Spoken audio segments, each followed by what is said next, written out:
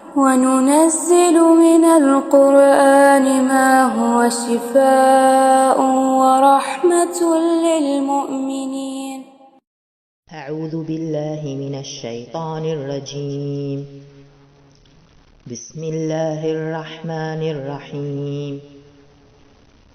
والوالدات يرضعن أولادهن حولين كاملين لمن أراد أن يتم الرضاعة، وعلى المولود له رزقهن وكسوتهن بالمعروف، لا تكلف نفس إلا وسعها، لا تضار والدة بولدها ولا مولود له بولده، وعلى الوارث مثل ذلك، فإن أرادا فصالا عن تراض منهما وتشاور فلا جناح عليهما.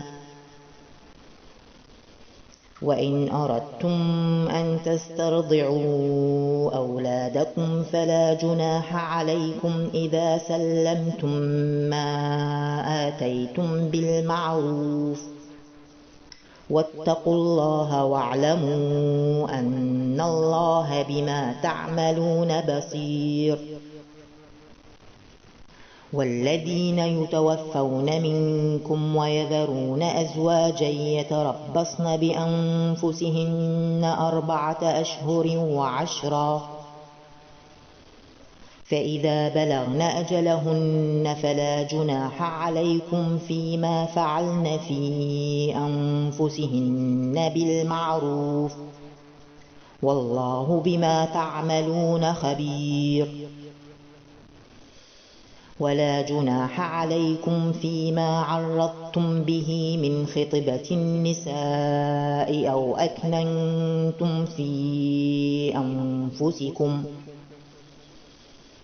علم الله أنكم ستذكرونهن ولكن لا تواعدوهن سرا إلا أن تقولوا قولا معروفا، ولا تعزموا عقدة النكاح حتى يبلغ الكتاب أجله، واعلموا أن الله يعلم ما في أنفسكم فاحذروه، واعلموا أن الله غفور حليم.